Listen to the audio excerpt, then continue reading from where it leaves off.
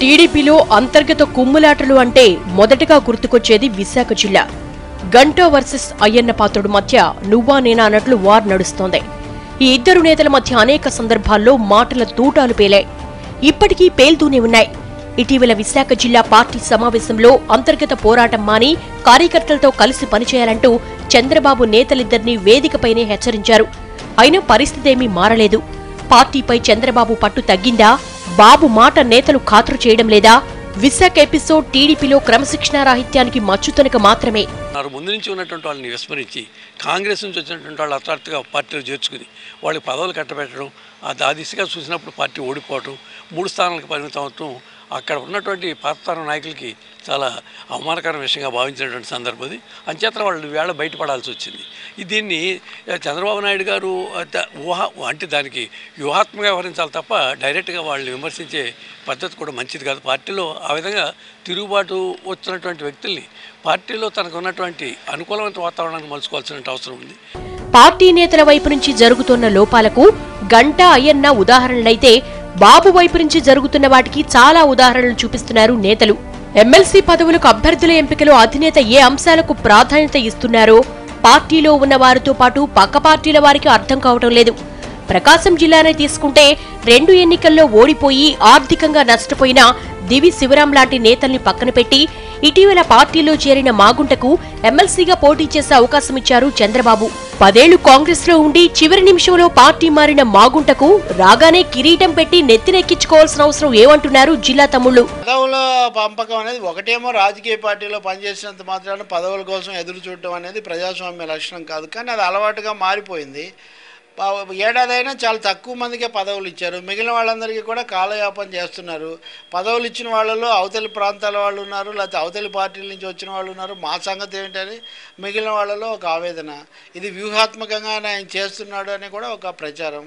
నిన్న కాక మొన్న పంచమర్తి అనురాధకు ఆయన టికెట్ ఆయన ఇస్తే 2 ఏళ్ళైనా తీసుకోకపోవడం కానీ, అవతల పార్టీ నుంచి వచ్చిన జూపూడి ప్రభాకర్ రావు విషయం కానీ, ఇవన్నీ కూడా ఆ పరిస్థితి ఎంత గజిబిజిగా ఉన్నాయో చెప్తున్నాయి. జూపూడి విషయంలోనూ ఇలాంటి చర్చ జరుగుతోంది. జూపూడి వైసీపీలో ఉండగా జగన్ కంటే ఎక్కువగా చంద్రబాబుపై విమర్శలతో విరుచుకుపడ్డారు. రాజకీయాల్లో ప్రత్యర్థుల్ని ఎన్ని రకాలుగా తిట్టొచ్చో అన్ని రకాల్లోనూ చంద్రబాబుని కడిగి పారేశారాయన. జూపూడి పచ్చజెండా కప్పుకోగానే పదవిలో కూర్చోబెట్టే ప్రయత్నం చేశారు. అయితే ఆయనకు ఏపీలో ఓటు లేకపోవడంతో అవకాశం చేజారింది. జూపూడి సామాజిక వర్గానికి చెందినవారు, ఎన్నో ఏళ్లుగా టీడీపీ జెండా మోస్తున్నవారు పార్టీలో చాలా మందే ఉన్నారు. వారెవ్వరూ బాబుకు కనిపించడం లేదా? ఏ మాసించి చంద్రబాబు ఇలాంటి నిర్ణయాలు తీసుకుంటున్నారోనని పార్టీ నేతలు తల బద్దలు కొట్టుకుంటున్నారు. కొత్తగా వచ్చినటువంటి వాళ్ళకి పెద్దపీట వేస్తున్నాడు అనేటువంటి అభిప్రాయం ఉంది. ఇప్పుడు కర్నూలు మీద వచ్చినటువంటి విషయంలో కర్నూలులో ఓడిపోయినటువంటి 16 సీట్ల 11 సీట్ల గురించి ఆయన ప్రస్తావిస్తున్నారు. ఈ 11 సీట్లలో చాలా వరకు కాంగ్రెస్ పార్టీ నుంచి వచ్చినటువంటి వాళ్ళకి ఇచ్చారు.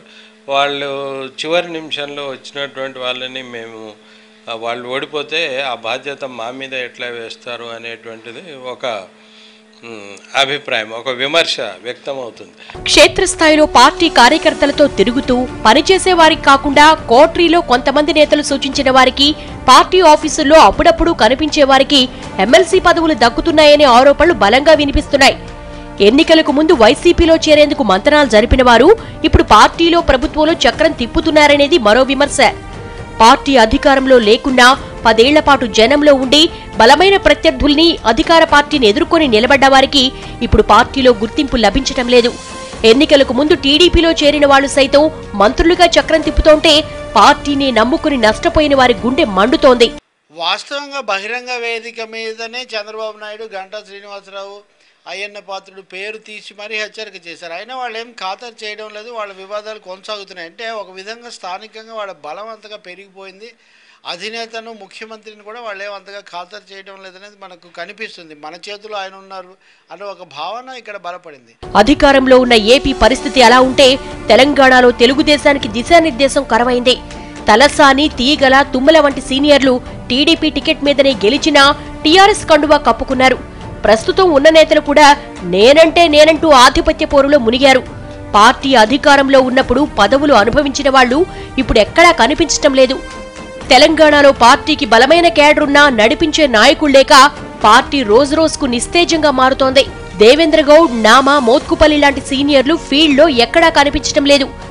తెలంగాణలో టీడీపీ పరిస్థితి వాస్తవానికి ఏంటంటే టీడీపీ స్ట్రాంగ్ పార్టీ అండి. ఇక్కడ పార్టీలో ఉన్నటువంటి నాయకుల్ని కూడగట్టడంలో ఇక్కడ నాయకత్వం విఫలమైంది. అంతేకాకుండా చంద్రబాబు నాయుడు గారు ఇప్పుడు నర్సారెడ్డి లాంటి వాళ్ళు పక్కన పెట్టి ఎవరెవరు కొత్త నాయకత్వానికి ప్రోత్సహించడం కూడా కొంచెం ఇబ్బందికరమైన వాతావరణం వచ్చింది. అంచేతనే నర్సారెడ్డి గారు లాంటి వాళ్ళని నేను తప్పు చేశాను, అటువంటి వాళ్ళు ప్రోత్సహించాల్సి ఉంది.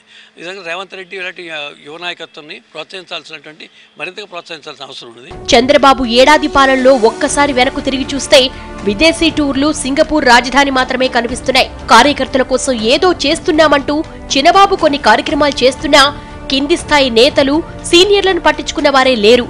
పార్టీ అధికారంలో లేనప్పుడు యాక్టివ్గా పనిచేసిన పయ్యావుల, బలరాం లాంటి వాళ్లను పట్టించుకునే పరిస్థితి లేదు. ఇక నందమూరి కుటుంబానికి కూడా అంతంత మాత్రంగానే ప్రాధాన్యత ఉంది. మొన్నటి వరకు రాజ్యసభ సభ్యుడిగా ఉన్న హరికృష్ణకు పార్టీకి దూరం పోడ్చలేనంతగా పెరిగింది.